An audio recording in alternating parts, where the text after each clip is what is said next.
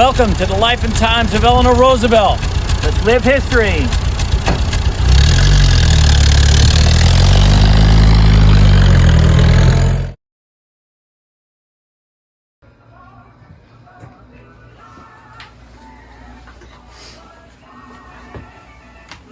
Hi there, I'm Paul Martin and I'm a member of the Living History Education Foundation. I'm a former, now retired art teacher, and one of my passions for my entire life has been living history, and I've been focusing a little bit more on the World War II era as a tribute to my father and my father-in-law, who both served during that period of time. And this is my place. Welcome to my bunker. This is my imitation or reproduction World War II NCO club and museum in my house. So I'd like to welcome you all here, and looking forward to getting in some good education for Eleanor Roosevelt History Day.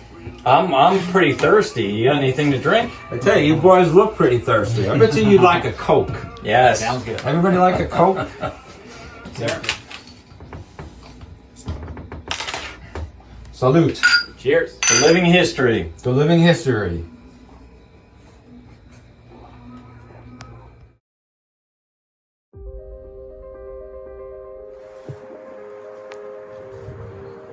So in 1867, James Roosevelt, Franklin Roosevelt's father, purchased this estate, and this is along the banks of the Hudson. So this is in the beautiful Hudson Valley, and after Franklin's death, over 1,000 acres were preserved, and today is a trails, so you can come up here at any time and enjoy the beautiful scenery of the Hudson Valley, and hopefully learn a little bit more about Franklin and Eleanor Roosevelt.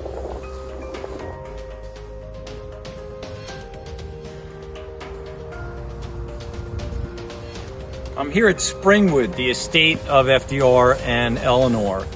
This is where their primary residence was, in Hyde Park.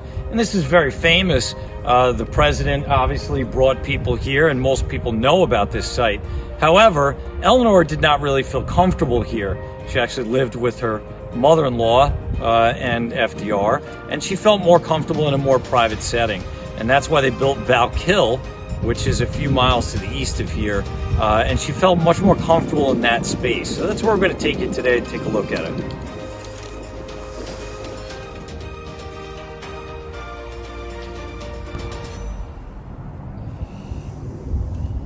I'm here at the site of Val Kill, which is Eleanor Roosevelt's cottage that was built on the estate that FDR owned.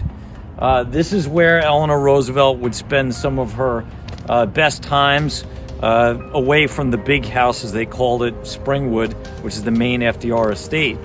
So she came here to have a place of her own. It started out as a small industry where they made furniture during the Great Depression. And after FDR's death, this became her primary residence. But during the war and during the Great Depression, Eleanor Roosevelt was one of the most important people in FDR's administration. She was his eyes and ears. She could move, she could walk, she could visit places that he could never visit. After the war, after her husband's death, she became basically an ambassador to the United Nations, and she helped write the Universal Declaration of Human Rights. She was always a proponent of civil rights for African Americans and women, and truly somebody we should all study.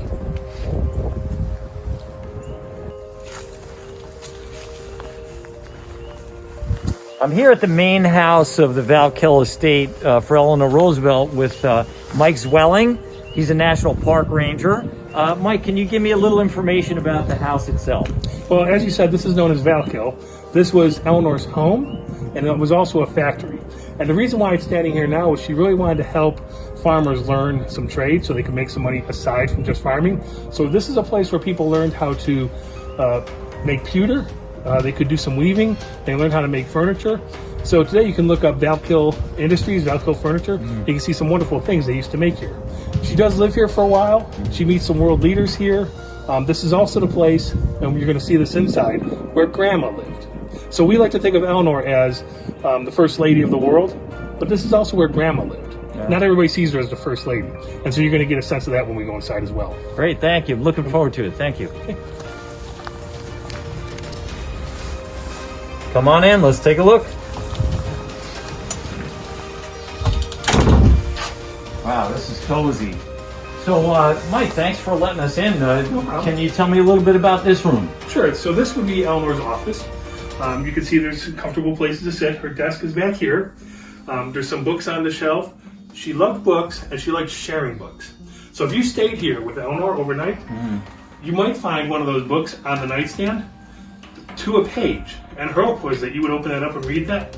She would have a selection of the book in mind for you when you came to stay with her. Oh, wow. Now, one of the things I like to show off in this room is a name tag. Can I borrow that? Yeah, I notice it's spelled wrong, yeah. So on that, you'll see that Eleanor's name is not spelled correctly. That was done by a child. It was a gift to her, and she always kept it. She wanted to make sure that she didn't just dispose of it. She wanted the child and others to know that it's important, even if it was misspelled. And if that child was to come by someday, she wanted to make sure that that child got to see that nameplate. Fantastic. So this is her office, and this is kind of the nerve center for the building. As we go through, we're going to see more homey touches. Great, thank you.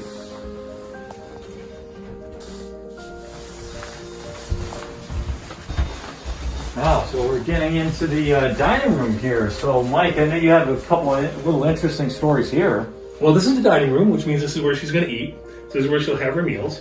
There was a cook. The kitchen is back in the corner. And she would tell the cooks how many would be for dinner that night. Maybe she had some guests staying over. There'd be 3 for dinner, 4 for dinner. But the cooks knew, be careful. Because she's going to go out and about. She's going to go into town. And before you know it, there's going to be 10 for dinner.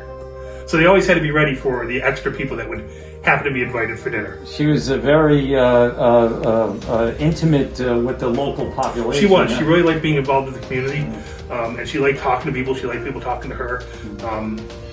To the town village of Hyde Park, she was just Eleanor Roosevelt. And I know you have an interesting story involving John F. Kennedy in the next room. Absolutely. Come on this way. We'll head in the living room. So here we are in the living room. A lot of this stuff in this home is period, and some of it is original. We're still trying to find all the original pieces. So this is her living room, and you've probably heard of JFK.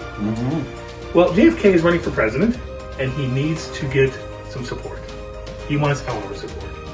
And so he's going to come here and talk to her, and they're going to be in the back of this room, back there in that recess that you see. Sitting in one of those chairs, possibly, yeah.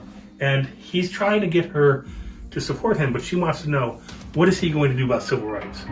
She's pretty sure he's not going to be able to come with what she wants. By the time the meeting is over, he's got her support. So he was able to talk to her, and she was able to feel good about what his plans were as president. So she's always the one pushing, really, for more civil rights for people. Absolutely, and that's, after her husband passes, she's no longer first lady. Now she's ambassador of the world, and that's where the UDHR and other human rights things come from that Eleanor helps to push. Just an incredible woman.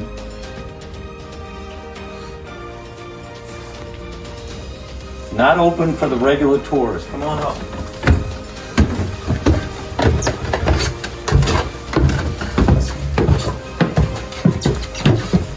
Oh, wow, yeah. So come on down this way. We're going to go by some guest rooms. Then where we're going to go next is Eleanor's bedroom. Oh, wow. Fantastic. Wow. So this is Eleanor's room. Come on over this way for me. Wow. So this is her in her private moments. Yep. Oh. Was FDR ever here? And did he ever sleep here ever? Not that I know of. Okay. And then out here we have her sunroom. Sometimes she would sleep it on this if the weather was right. Oh, wow. Yeah, I've never been here. This is fantastic. So this is called the sleeping porch. Oh, wow. So you can even see she's got a bed right there. Wow. Fantastic. Yeah, because she wouldn't have had air conditioning, right? No. Yeah. Well, Mike, thank you so much for bringing us around. Thank you for coming. Appreciate it.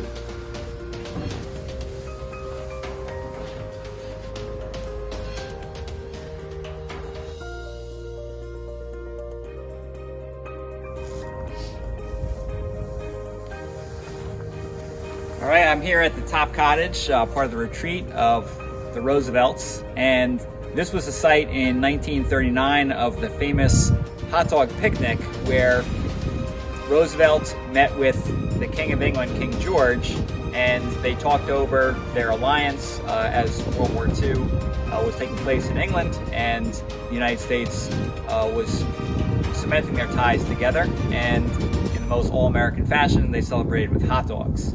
And it goes to the point that Eleanor Roosevelt was instrumental in bringing about these types of gatherings together with officials from all around the world, and she was the perfect partner for Franklin Roosevelt when they hosted these many events. So right here at the Top Cottage in Hyde Park, New York.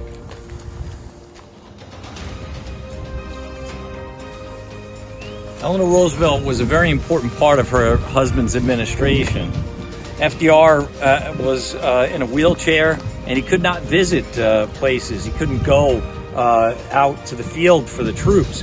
So Eleanor Roosevelt cared very much about these men. She would travel to the campsites and places overseas, whereas FDR could not. So she was literally his eyes and his ears and even his legs. So it just shows you again the importance of Eleanor and in FDR's administration.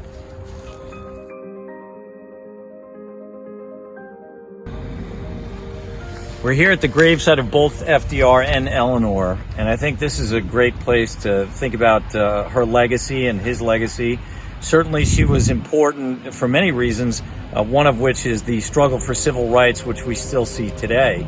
So I think she's a beacon of light, somebody that should be studied in great detail. So Eleanor was born wealthy and lived a humble life and really was behind the scenes, but later on emerged as what is considered to be the most influential woman of the 20th century. So she recognized that she had a role to play, and she was willing to do what it takes to reach and speak out for the people that often did not get recognized in her time. And that's important for us today.